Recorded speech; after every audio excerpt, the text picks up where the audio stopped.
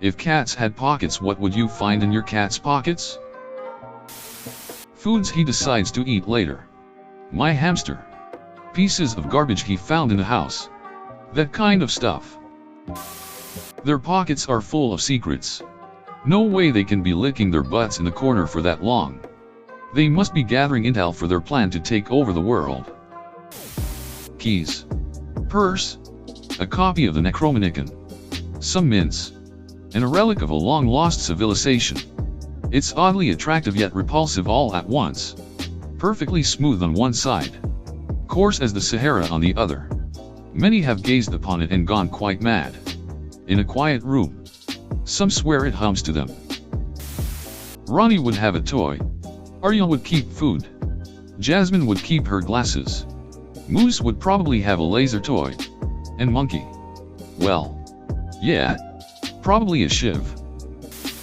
All those plastic spring toys which have vanished. Not under the furniture or appliances. Over 30 of them just gone. I know they've hidden these toys somewhere. A handful of bobby pins. A piece of string. That earring I lost and detailed plans to take over the world. The same things that he now hides under my wife's chair. Any small thing he can knock off of an end table. All of my lost chapsticks that he likes to play with and chew on because I have no pockets to keep them in.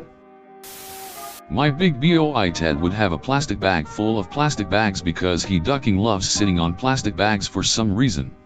His other pocket would be full of cat toys because he likes to move them all into his plastic throne like a dragon hoarding gold. My little Queen Agatha would put a little toy snake she loves and then probably try and keep milk in her other pocket somehow.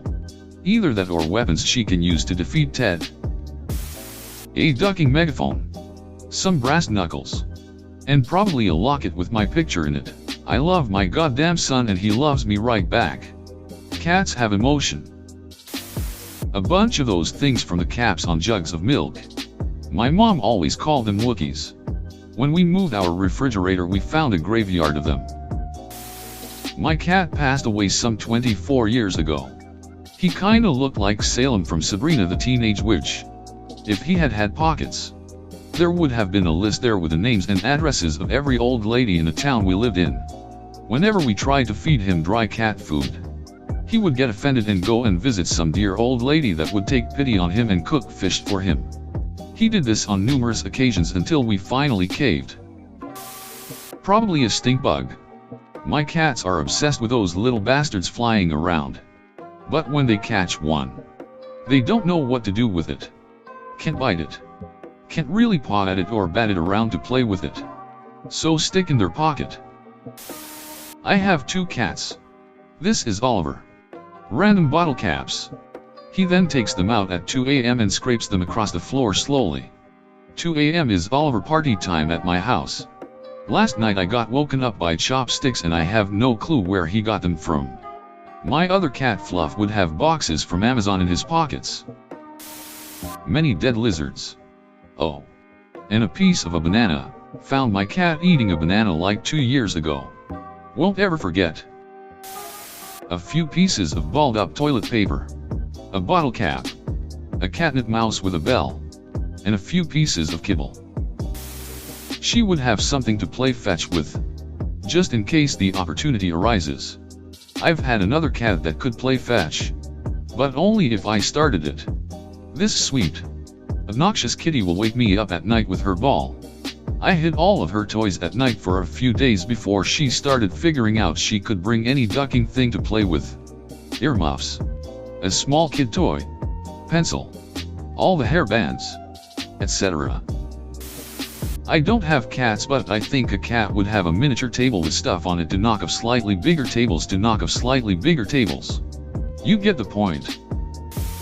Hair ties. At least 47 of them. Mostly the new ones I've just bought and thought I'd hidden. My other cat would have 3 Canadian pennies. A red Kraft pom-pom. A partially chewed Ziploc baggie. And the last bite of a now ossified chicken nugget she stole from my daughter months ago. An elegant pipe and some good tobacco. Perhaps an antique pocket watch. Well, That would be my cat anyway. He'd probably have a good book tucked under a front leg too, so he could open it up and lay on it for a long nap. A hit list, but for things he hasn't yet knocked over from my shelves. So a knock list, I guess.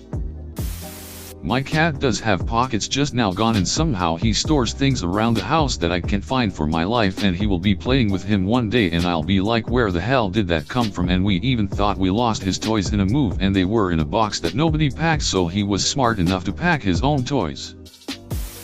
Birds. Live birds. She doesn't even hurt them. Just brings them in the house and sets them free. I found my old cat stashed once. Scrunchies, hair ties, ankle socks, and the 5 headphones we lost. I think the cat was secretly going to aerobics classes. My cat would probably have my car keys so I wouldn't leave bits of my hair, because she's a ducking weirdo and obsessed with me. I'm obsessed with her, so it's fine. Some treats, but not too many, because she's a good girl and wouldn't feel right about taking a huge amount of them. The car keys. Maggie does not approve of her staff leaving.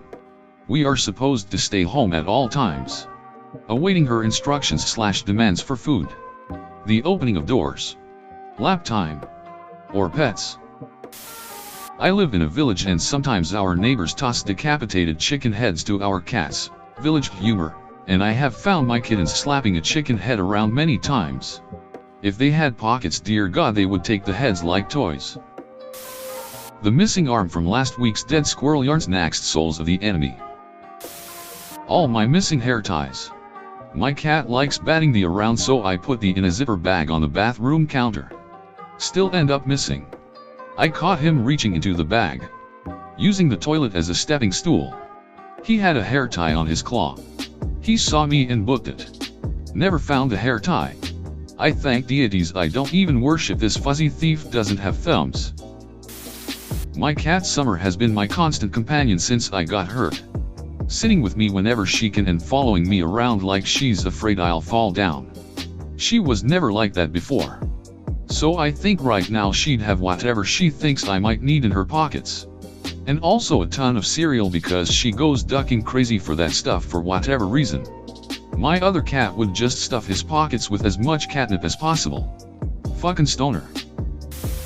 Hair ties. A plastic crinkle ball. Little bits of garbage so he can puke them up later for me to step in. Garden skinks. She goes out, catches them, and just leaves their little corpses around the house. Always fun stepping on one of those. Small animals nearly dead.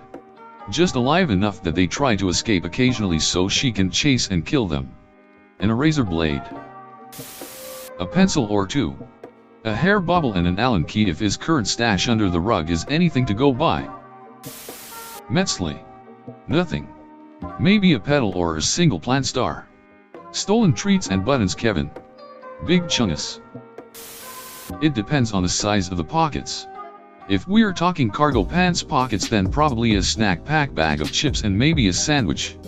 He'd definitely pack a toy spring too. My other cat would travel light. Just a few hair ties would make him happy. A potato in ones and a bird rescue kit in the others. We had an untamed garden in the back of the house that had potatoes growing in it. One day one of my cats comes in proudly with her tail raised high with a potato in her mouth.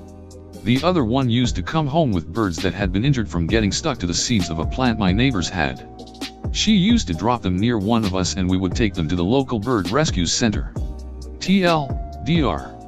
I had a gardener cat. And a medic cat. Have 2 cats Yoshi. Probably one pocket would be some cat snacks and the other the comb he loves. Zelda. A pillow for naps. Hair ties. My keys. Someone else's keys. Whatever food she's stolen when I wasn't looking.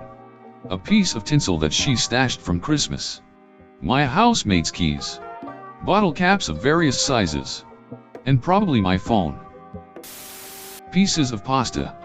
My cat loves to steal pasta, uncooked, from my saucepan and then bat it around the floor until it gets under some object somewhere.